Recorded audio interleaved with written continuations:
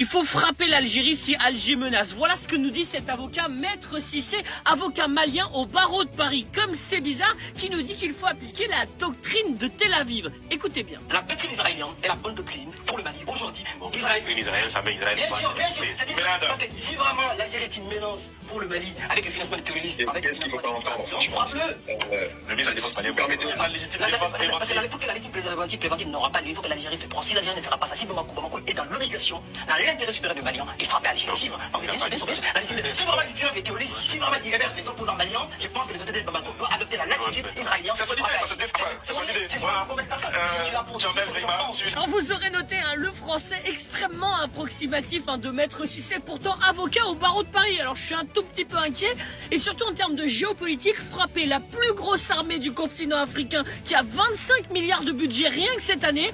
Bah bon courage, Maître Cissé. On notera quand même que la spécialité de Maître Cissé en France, c'est le droit des étrangers, d'accord? C'est-à-dire son job, c'est de faire venir des Maliens en France. C'est-à-dire, vous noterez l'acte de patriotisme de Maître Cissé qui me semble ici un peu particulier. Je sais pas si vous vous rendez compte de la gravité de ce genre de propos. Heureusement que du côté algérien, il n'y a pas ce genre de propos. Heureusement qu'il y a personne en Algérie qui prend la parole dans les médias pour dire il faut frapper Bamako. Parce que si on écoutait les plus extrémistes du côté du Mali, il y aurait déjà eu une guerre depuis bien longtemps.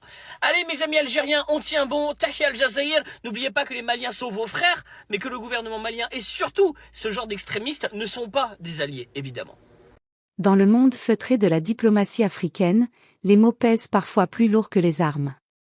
Et lorsque le chef de la diplomatie algérienne, Ahmed Attaf, hausse le ton, c'est que la situation a dépassé le seuil du supportable.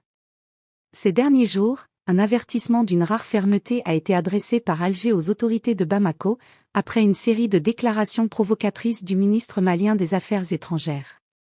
Pour la première fois depuis longtemps, l'Algérie a parlé sans détour: nous ne permettrons à personne de salir notre honneur, ni de travestir notre histoire de solidarité. Ce discours, prononcé lors d'une réunion du mouvement des non-alignés, a surpris par sa clarté et sa dureté. Ahmed Attaf y a rappelé que l'Algérie a toujours soutenu le Mali, depuis son indépendance, dans les domaines humanitaires, sécuritaires et économiques. Elle a accueilli des réfugiés, envoyé du carburant, négocié la paix entre le gouvernement malien et les groupes armés du Nord. Pour Alger, ces efforts traduisent une politique constante, celle d'un pays qui agit au nom de la stabilité régionale, et non de la domination. Mais aujourd'hui, le ton a changé. Bamako accuse désormais Alger d'ingérence et de soutien à des mouvements séparatistes. Des accusations que le ministre algérien a qualifiées de mensonges politiques, destinées à masquer l'échec d'un pouvoir militaire en quête d'un ennemi extérieur. Derrière cette querelle diplomatique se cache une crise bien plus profonde, une crise économique et énergétique qui secoue le Mali. Depuis plusieurs semaines, l'Algérie a réduit ses livraisons de carburant à Bamako. Officiellement, pour des raisons logistiques et sécuritaires. Officieusement, pour marquer son mécontentement face aux attaques verbales du régime malien. Les conséquences ont été immédiates: des stations-service à sec, des files d'attente interminables, une flambée du prix de l'essence, et une colère populaire grandissante. Au lieu d'assumer ses propres difficultés, le gouvernement malien préfère accuser Alger d'asphyxie économique, une accusation jugée absurde par de nombreux observateurs. Car sans la coopération algérienne, le Mali aurait connu un effondrement énergétique total depuis longtemps. Mais au-delà du carburant, c'est la géopolitique du Sahel qui est en jeu. Le retrait des forces françaises, l'arrivée du groupe Wagner, la montée de l'instabilité au Niger et au Burkina Faso, tout cela a bouleversé les équilibres régionaux. Dans ce contexte, l'Algérie tente de préserver une ligne d'indépendance, ni alignée sur les puissances occidentales, ni dépendante d'alliances opaques. Or, Bamako a fait un autre choix, celui du repli militaire, soutenu par de nouvelles alliances extérieures. Pour Alger, cette orientation met en péril le dialogue sahélien et la coopération antiterroriste, deux piliers de sa politique régionale. Ahmed Attaf a d'ailleurs averti: l'Algérie ne mènera pas la guerre contre le terrorisme sur un territoire qui refuse la vérité. Nous ne sacrifierons pas nos soldats pour un régime qui confond sécurité et politique. Ce ton ferme ne signifie pas que l'Algérie ferme la porte au dialogue. Bien au contraire.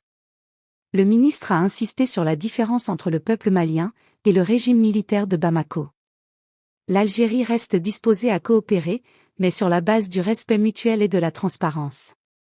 C'est une constante de la diplomatie algérienne, ne jamais céder à la provocation, mais ne jamais tolérer l'irrespect. En Algérie, la réaction du gouvernement a été largement saluée. Les médias, les partis politiques et la société civile ont estimé qu'il était temps de répondre à la campagne de dénigrement venue du Sud.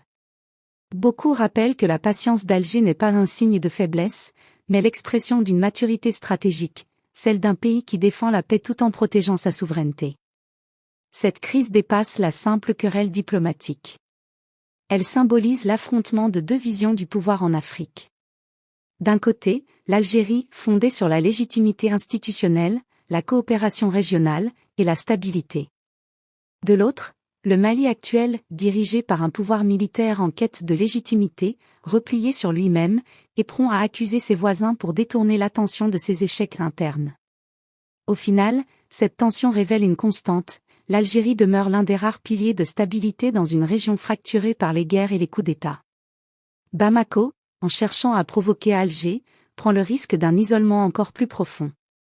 Car sans le soutien de son grand voisin du Nord, le Mali pourrait rapidement se retrouver coupé de ses approvisionnements, de ses partenaires, et de son avenir. L'Algérie, fidèle à son histoire, continuera à défendre trois principes, la vérité, la souveraineté, et la dignité nationale. Nous ne lavons pas le sol pour le salir, a déclaré Ahmed Attaf. Nous le nettoyons pour restaurer la dignité. Et dans le tumulte du Sahel, ces mots résonnent comme un rappel. La force d'un État ne réside pas dans ses armes, mais dans sa cohérence, sa mémoire et sa constance.